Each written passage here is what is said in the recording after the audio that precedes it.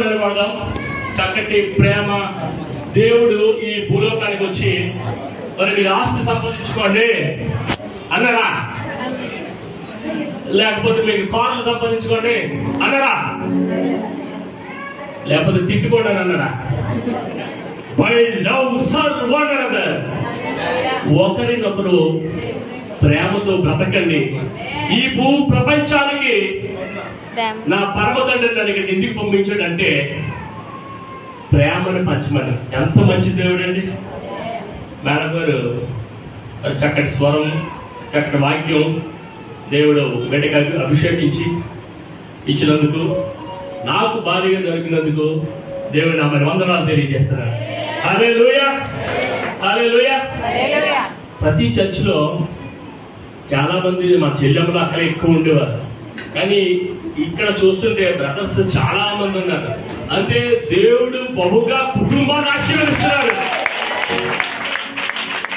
ఇక్కడ ఈ కోనసీమలో ఒక అద్భుతమైనటువంటి కార్యం చేయాలని మీ అందరి కొరకు ఒకసారి 1999-1998లో ఒక పెద్ద మెడికల్ కాలేజీ స్థాపించాం.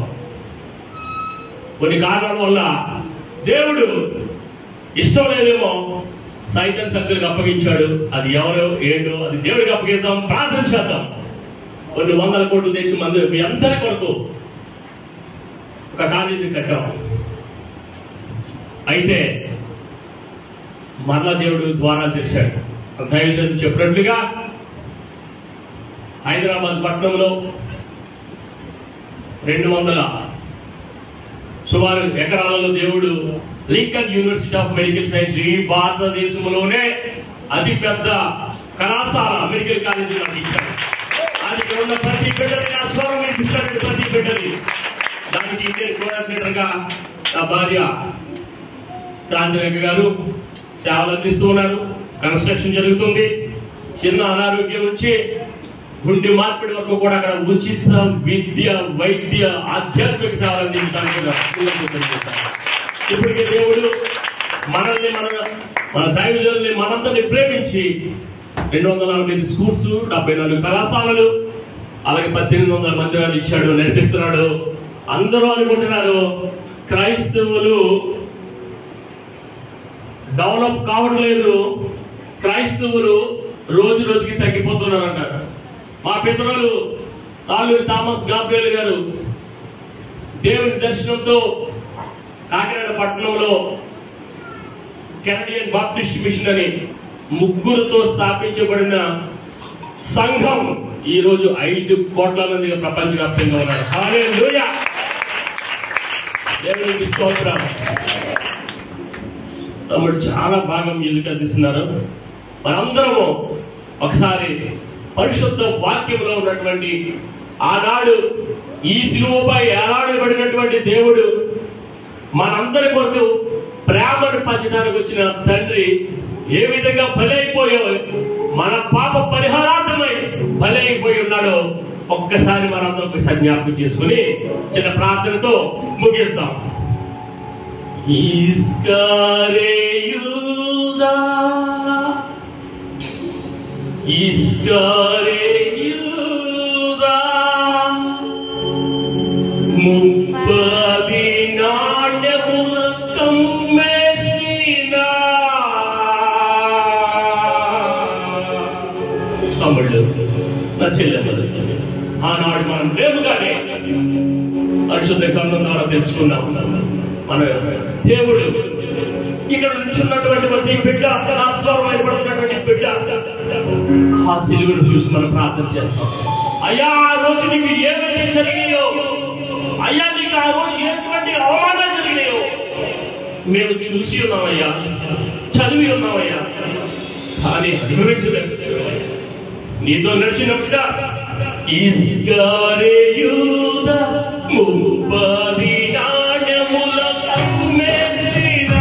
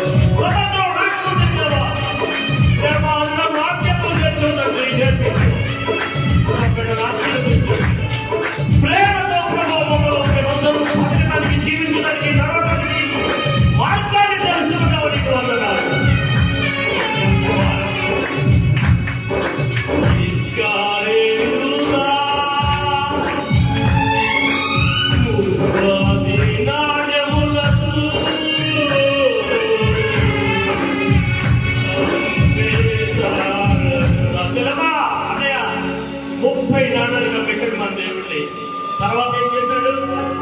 ఇది తెలుసుకుని ఏం చేశాడో తెలుసా? నా దేవుణ్ణి, ఇంత ప్రేమమైన దేవుణ్ణి ఈ డబ్బు కోసం 30 నెలలు కమిషన్ గురి చేసుకుని చనిపోయాడు. ప్రేమ జీవితాలనే మార్చేస్తుంది.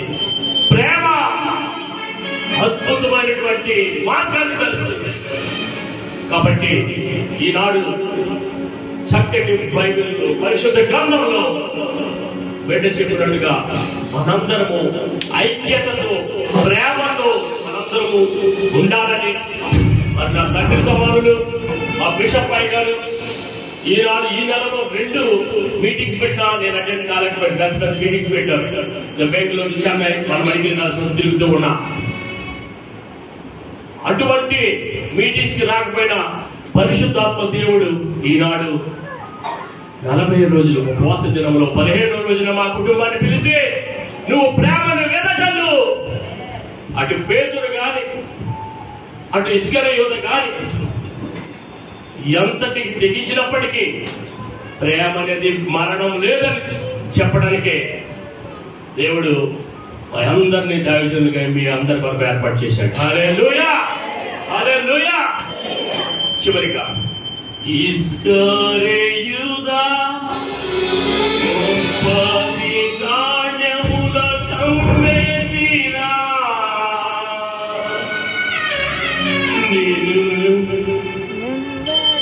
తెల్లవారుజామునే దేవుడే చెప్పాడు. మీ అందరికీ తెలుసు. మత్తయి సువార్త. అదే నాన్న, ఎవరన్నా వస్తే నేను నీ గది పెట్టి చంపేస్తాను, నరికేస్తానంట పేతురు. కానీ అప్పుడు యేసు ప్రభు గారు ఏమన్నాడు? ఏమన్నా తండ్రి, నాన్న తెల్లవారికి ముందే నువ్వు నన్ను ఎరగనంటావు, నేను నీకు తెలియదంటావు, కోడికి ముందే నువ్వు నాకు తెలియదంటావు.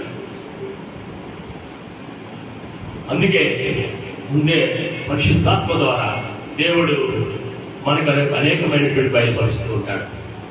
ఎంత నరకం అనిపించినా సరే, దాహం అంటే చేతి చిరాకు ఇచ్చిన, అలాగే రక్తాలతో కొరడాలతో రక్తం వచ్చేట్టుకుంటా ఏమన్నాడు? నా కోసం అడగండి, మీకోసం, మీ పిల్లల కోసం అడగండి అన్నాడు. ఇంకేమన్నాడు? మీరు ఏమి చేస్తున్నారో మీరు క్షమించినాడు. ప్రేమతో ప్రభువా ప్రార్థన చేసుకుందాం. ప్రభువా యేసయ్య నీకు వందనాలు, స్తుతులు, స్తోత్రములు దేవా. ఇదిగో ప్రభువా రాత్రి కాల సమయంలో బిడ్డలందరినీ కూడా ఆశీర్వదిస్తున్నా దేవా. నీకు వందనాలు, స్తుతులు, స్తోత్రాలు. ఆశీర్వదించండి, ఒకటి బిడ్డలు ఆశీర్వదించండి, వడవిషయం ఆశీర్వదించండి, మృదురాలు ఆశీర్వదించండి. ఇదిగో ప్రభువా యేసునాథయ్య గారు ఏమేమైతే ప్రభువా వారి అంతరంగంలో ఎక్కడెక్కడ మందిరాన్ని స్థాపించాలనుకున్నారో నువ్వు స్థాపింప చేస్తున్నది నీకు వందనాలు, స్తుతులు, స్తోత్రములు దేవా. మా ద్వారా, మా కుటుంబం ద్వారా ప్రభువా మా ఇంద్రనగర్ గ్రామంలో దేవా నువ్వు చక్కటి మందిరాన్ని నిర్మిస్తున్నా నీకు వందనాలు, స్తుతులు, స్తోత్రములయ్యా. దేవా అతి పెద్ద మందిరంగా ప్రభువా అది ఏర్పడాలని ప్రభువా కోరుచున్నాం, ప్రార్థన చేయించున్నాం తండ్రి. ఇక్కడ ఉన్నటువంటి ప్రతి బిడ్డను ఆశీర్వదించి కాపాడి మంచి ఆరోగ్యంతో, మంచి దీవెనలతో వారి అంతరంగంలో ఉన్నటువంటి కోరికలు నెరవేర్చుకున్నట్టు ఈ చిన్న ప్రార్థన వినపాలను యేసయ్యా నీ పాదములకు వేడుచున్నాం తండ్రి. ఆమేన్.